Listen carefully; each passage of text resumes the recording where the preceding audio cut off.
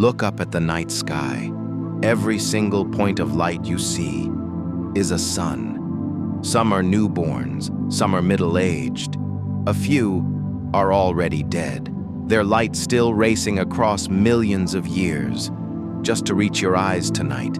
Every one of them was born, lived an entire lifetime, and died long before humans ever walked the earth. Tonight, you're going to witness the complete life story of a star, from the first spark in a cold, dark nebula to a final apocalyptic explosion or a silent fade into eternity. Stay with me. We're about to compress trillions of years into one unforgettable evening. Let's begin at the very beginning. Space is not empty. It is filled with vast, freezing clouds of gas and dust. Molecular clouds. Some stretch hundreds of light years across, colder than -260 degrees Celsius. For millions of years, they drift in silence until something disturbs them. A nearby supernova detonates, two clouds collide, or gravity simply decides it's time. Dense pockets form, gravity takes over, slowly at first, then faster and faster.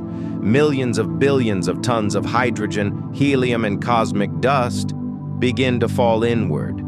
Over the next 100,000 years, that pocket shrinks from the size of a solar system down to the size of a star.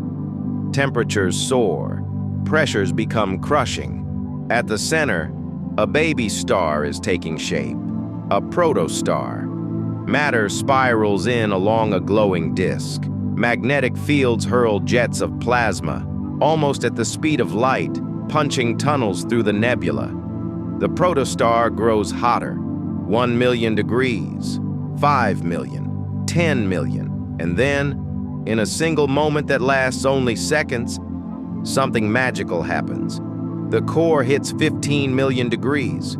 Protons smash together hard enough to overcome their repulsion. Hydrogen fuses into helium. A star is born. The outward push of radiation finally balances the inward crush of gravity. Stability.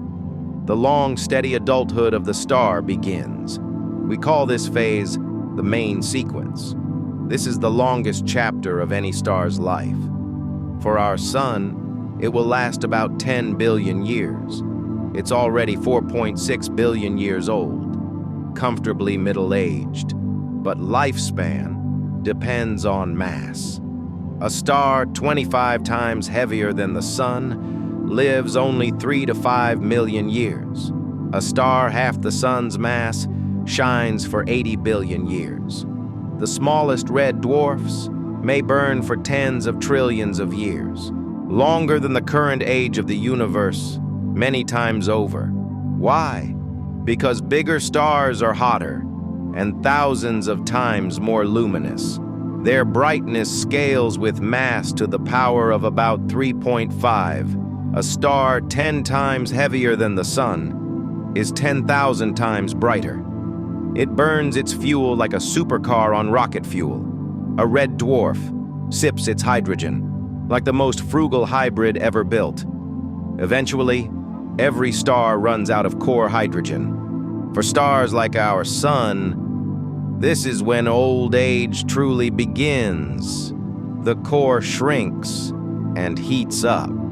The outer layers fall inward, then rebound and expand dramatically. The star swells into a red giant. In about 5 billion years, our sun will grow so large, it will swallow Mercury, Venus, and very likely Earth. Deep inside, when the core reaches 100 million degrees, a new fusion ignites. Helium fuses into carbon and oxygen in a sudden violent event called the helium flash. Many of these stars pulse, swelling and shrinking over hundreds of thousands of years. Eventually, they cast off their outer layers, creating glowing shells of gas we call planetary nebulae. What's left is an Earth-sized core of carbon and oxygen. So dense a teaspoon weighs as much as a mountain. A white dwarf. It no longer makes energy. It simply glows, with leftover heat, slowly cooling over trillions of years, until one day, it becomes a cold, black dwarf, the final resting place of a small star. But massive stars take a far wilder paths. Stars more than 8 times the sun's mass burn through every possible fuel, layer by layer, like an onion. Hydrogen, helium, carbon, neon, oxygen, and finally, silicon in the core. Each stage is shorter than the last. Silicon burning lasts only 1 day. Then, an iron core forms. Iron is the dead end. Fusing iron takes energy instead of releasing it. In less than a second, the iron core, 1.5 times the mass of the sun packed into the size of Earth, collapses. Protons and electrons are crushed into neutrons. Temperatures hit hundreds of billions of degrees.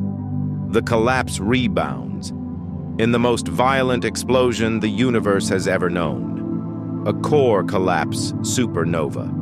For a few weeks, one supernova can outshine an entire galaxy.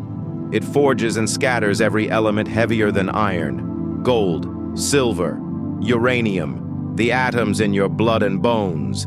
What remains depends on the original mass. 8 to 20 solar masses leaves a neutron star, 20 kilometers across, yet more massive than the sun. A teaspoon weighs as much as every human on Earth combined. Some spin hundreds of times per second, blasting beams of radiation. We call them pulsars.